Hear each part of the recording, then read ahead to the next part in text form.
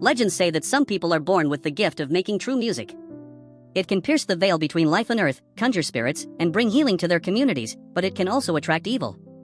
In Mississippi in 1932, Sammy enters the church in the middle of the Sunday service. He looks tired and has blood all over his clothes. Jedediah, who is the local priest and Sammy's father, starts praying for his son while Sammy has flashbacks of a terrifying creature. The man hugs Sammy as he says that he needs to stop playing the devil's music and repent, but Sammy just holds on tighter to his broken guitar while still remembering the monsters. This started a day ago. Twin brothers Smoke and Stack return home after spending years in the army and then in Chicago working for the mob. Thanks to the money they stole from gangsters, they buy an old sawmill building and its land from former Ku Klux Klan member Hogwood. The brothers warn Hogwood that if they see him or any of his clan buddies near their new property, they'll kill them on the spot. Hogwood laughs and assures them that the clan doesn't exist anymore. Meanwhile, Sammy finds his guitar in the church and Jedediah tells him he brought it there because he wants his son to help him with the sermon tomorrow. Jedediah makes him read a passage from the Bible to remind him not to fall for temptations, but Sammy wants to leave. He's finished working and now wants to rest. An angry Jedediah scolds his son for preferring to play music for drunkards rather than being with God and warns him that this will get the devil's attention. At that moment, the twins come to pick Sammy up, revealing he's their cousin. The trio drives to the woods to find a truck that the twins hid earlier. There's a snake in the back, but they quickly kill it with a knife. Then Smoke drives the truck to town and pays a young girl to keep an eye on it before going to the grocery store owned by his old friend Bo and his wife Grace. After a warm reunion, Smoke explains he and his brother will be opening a juke joint, so he wants the store to be their food providers and make some signs. Suddenly Smoke hears the truck horn and comes out to find two guys trying to steal his alcohol stash. He immediately opens fire, hurting a guy in the butt and the other in the leg. The robbers quickly regret their actions when they see who the shooter is, since everyone in town knows the twins' dangerous reputation. Meanwhile, Stack drives the car while giving Sammy dirty advice on how to please a woman. Sammy is more interested in learning how the twins' dad died, since he's now old enough to understand. Stack explains his dad was abusive and one day he knocked him out. When Stack woke up, Smoke was burning their father to death. Stack gives his dad's guitar to Sammy, who thanks him with a song. Eventually they make it to the train station, where Slim is playing the harmonica. Stack wants him to play at his joint, but Slim refuses, saying he already has a gig. Noticing that he's an alcoholic, Stack changes his mind by offering him more money and all the Irish beer he can drink. Then Slim and Sammy play together while Stack tells the crowd about his joint opening tonight. He doesn't see his ex-girlfriend Mary watching from afar. After the performance, Sammy flirts with Perline, who clarifies she's married. Since she's a singer, Sammy asks her to join the performance tonight. Mary approaches Stack to scold him for disappearing without a word and not sending flowers to her mother's funeral, considering her mom always took good care of the twins. Stack pretends not to care to keep her safe and she walks away. The trio leaves in the car and they see some prisoners working by the road. Slim recognizes them and admits to his new friends that he did some time in prison. Eventually they stop by the cotton fields to recruit Cornbread, who agrees to work as a bouncer.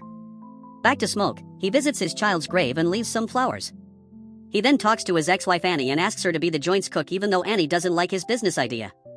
When she enters her house, it's revealed that she's been practicing hoodoo and sells remedies to the locals. After the latest clients leave, Smoke mentions how magic and ghosts don't exist. However, Annie says magic has been working for him because all these years she's been doing protection rituals to help the twins. She also realizes that Smoke still wears the mojo bag she made for him. Smoke admits he misses her and still loves her, so they end up getting dirty. In the afternoon, a burning Irish immigrant named Remick runs to the nearest cabin and asks for help, saying that the Choctaw tribe is trying to kill him. Joan and Bert point their guns at him as he falls to his knees, crying because the Choctaw took his wife. After noticing clan uniforms inside the house, he offers the couple some gold coins in exchange for their help. Moments later, a few Choctaw show up at the cabin to ask about Remick, saying he's very dangerous. Joan tells them she hasn't seen anybody and shuts the door on them. After the Choctaw leave, Joan looks for her husband and finds him unconscious on the ground with a huge wound on his neck while Remick is covered in his blood. Suddenly Bert wakes up and his eyes are different. It turns out Remick is a vampire and he attacked Bert to turn him. Joan screams in horror. That night the juke joint is opened and everyone is having a great time. Smoke gets angry when he finds out that Stack's letting people pay with plantation credits, pointing out that they've used most of their Chicago money and can't afford freebies. Stack and Annie convince him that if they're willing to bend the rules a bit, then the place will get popular and more people will come with actual money. When Mary tries to enter the joint, Cornbread blocks her way, but he lets her pass when he realizes she's an old childhood friend. As soon as Sammy sees her, he tries to kick her out because he knows his cousins don't want her there, but Mary ignores his warnings and drags him to the bar for a drink. He wonders why she's allowed to hang out here when she looks white, so she explains that her grandfather was half black. She also shares that her mother delivered the twins and nursed them like her own. The conversation is interrupted by Smoke, who says they sent lots of flowers to her mother while she was still alive. Smoke then alerts Stack, who tries to make Mary leave and even offers to pay her off. She refuses to take his money and an argument ensues. Stack ends up admitting he still loves her but won't be with her to protect her.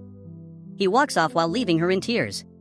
Slim has been playing the piano the whole night and now it's Sammy's turn to make his debut. Everyone loves it and soon they're dancing to the music. Sammy's talent is so powerful that spirits representing dancers and musicians from the past and the future join the party. After the performance, Sammy takes Perline to a private room to get naughty. The music has also gotten the attention of Remick, Bert, and Joan, who is a vampire too now. When they try to go inside, Cornbread blocks them and soon the twins come over to see what's happening. Remick says they're just musicians looking for a place to play and they share a song, but the twins think it's not the kind of music for a juke joint. Then Remick offers to pay so the twins have to explain that they don't allow white people, causing the trio to leave. Afterward, Smoke tells Sammy he should stay at home and play church music because it's safer, even threatening him with his gun when Sammy says he'll leave the plantation to find a better life. However, Sammy is determined and Smoke has to put his gun away. Meanwhile, Stack admits to Mary that they're losing money because everyone has paid with plantation credits. Mary thinks she should go after the three musicians to check if they truly had cash and Stack lends her a gun. She finds them singing near the building and Remick shows her his strange gold coins, saying they're from different place and time. They start talking about life and feelings and for a moment Mary thinks they're alright. However, Remick's eyes start glowing red so Mary takes out the gun and walks away from them. She tells them to leave and when she tries to go back to the joint, Remick jumps. Moments later, Cornbread needs a toilet break so he leaves Slim watching the door. While peeing in the woods, Cornbread hears someone whispering his name. Mary returns to the juke joint just in time to watch Perline perform with Sammy. She gives Stack some gold coins and kisses him.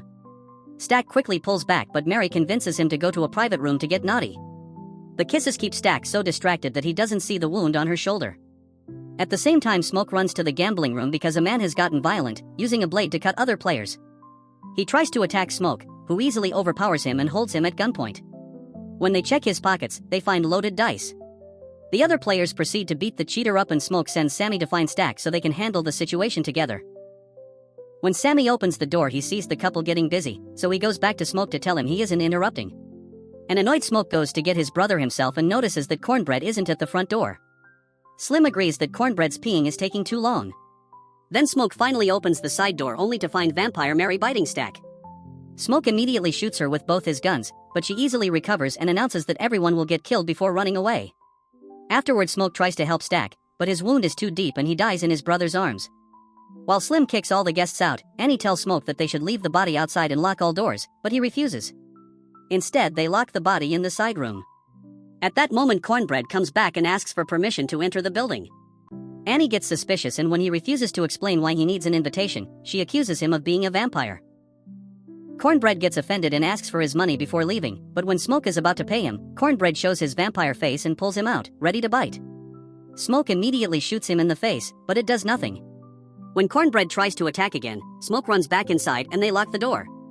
At that moment, Stack knocks on the side room's door and stabs it with his knife to make a hole. Stack swears he's fine, but Annie reminds Smoke that Stack died so this creature isn't his brother anymore.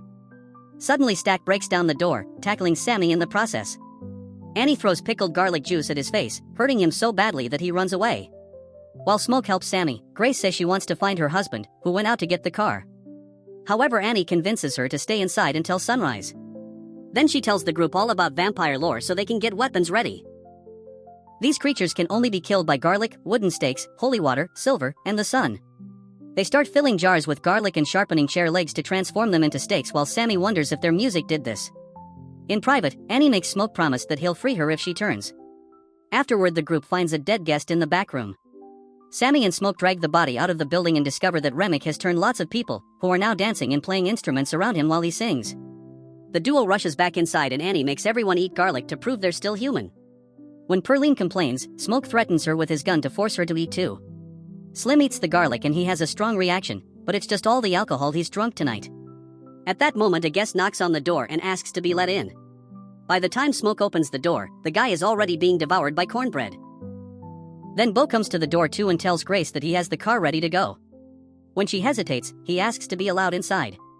The group doesn't trust him and the conversation is interrupted by Remick, who says his power is the help black people need to start a new life in a world that has abandoned them. When he threatens to attack Grace's daughter in town, she has a breakdown. Remick also says he wants Sammy's talents to attract more vampires and claims he'll let the group live if Sammy comes with him, but Smoke doesn't let his cousin move. As more vampires approach the building, Remick reveals that Hogwood tricked the twins. It turns out the clan is still functioning and Hogwood sold that property so all the local black people would gather in one place for easier killing. Stack and Mary want their friends to take Remick's offer and become vampires too, that way they can defend themselves against the clan and finally have true freedom. The group turns down the offer and closes the door, but Grace can't stop thinking about her daughter and an argument ensues on how to proceed. At that moment the vampires surround the building and start singing, causing Grace to go crazy over the thought of her daughter getting hurt. The others hold her back but it's too late. She yells to invite the vampires to come in. The group rushes to grab their weapons and when Remick comes inside Grace throws a torch at him, but he knocks it off. Then the vampires storm in and a huge battle ensues. Grace throws Bo against the flames and stabs him with a stake, but sadly the fire gets her too and she slowly burns to death. The friends work together to fight the vampires, killing them one by one with a combo of bullets and stakes while they keep each other safe. Unfortunately there are too many monsters and they move fast. Annie is bitten by Stack and when Smoke tries to help her, Remick brings him down. Perline shoots Remick in the shoulder to push him off and Smoke rushes to Annie's side, however she's on the verge of death and reminds him of his promise. Smoke tells her he loves her before stabbing her with a stake to kill her and Mary and Stack still have enough humanity to be sad for her. Afterward the group runs upstairs while Slim stays behind his bait, so the vampires pile up on him to kill him. Remick appears at the upper door and sends everyone back inside, trying to get Sammy while Stack attacks his brother. Perline tries stabbing Remick but he easily pushes her against a beam and bites her. Smoke manages to push Stack down and shoots at Remick to make him back off. Sammy tries to approach Perline but she knows she'll transform soon and makes him leave. By jumping through the upper door, Sammy escapes the building but hurts his leg in the process. As he limps away, Remick jumps out of the building too and surprises him from behind. The vampire slashes his face and makes him fall into the lake. Remick gets ready to bite Sammy but hesitates when the boy starts praying. All the other vampires gather around them as they pray too, so Remick gets annoyed and starts dunking Sammy in the lake while ranting against religion. In the building, the twins continue to fight. Both are very stubborn and refuse to give up. Eventually Stack manages to tackle Smoke to the ground but when he tries to bite him, he can't do it. Smoke uses the chance to take over and grabs a stake as he apologizes to Stack for not protecting him, freezing when Stack asks him not to be sorry. At the lake, Sammy uses the distraction to grab his guitar and break it on Remick's head, which makes all the vampires squirm in pain. After removing the guitar piece from his head, Remick gets ready to attack again, only to suddenly be stabbed with a stake by Smoke. At that moment the sun rises and all the vampires slowly burn to death. Remick is the last one to go in a small tornado of flames. Afterward Smoke makes Sammy leave in his car before the clan shows up. While Sammy arrives at the church, Smoke gathers all the guns he can find. Soon Hogwood shows up with a bunch of clan men, only to find the doors locked. Smoke opens fire from the woods, killing half of the group before he came out to keep on shooting. The clan fires back, hurting him in the stomach. Two men try to escape on a truck but Smoke throws a grenade at them and the truck explodes. The only one left is Hogwood and Smoke takes a cigarette from him while hallucinating that his wife and kid are nearby. Then Hogwood offers some money, so Smoke shoots him to death. He dies at the same time and reunites with his family. At the church, Sammy refuses to drop his guitar. He tells his father he's not giving up music and leaves Mississippi to go north. Many years later, an elderly Sammy still plays in clubs. One night he's visited by Mary and Stack, who explains that Smoke couldn't kill them and let them go in exchange for never touching Sammy. The couple can tell Sammy doesn't have much time left and offer to turn him so he can keep making music. Sammy turns them down because he's had enough of the world, but he agreed to play one last song for them. He admits that the performance before the fight was the best day of his life and Stack agrees, saying it was the last time he saw the sun, the last time he spent with his brother, and the last time he felt free. Thanks for watching. Please like and subscribe for more videos like this.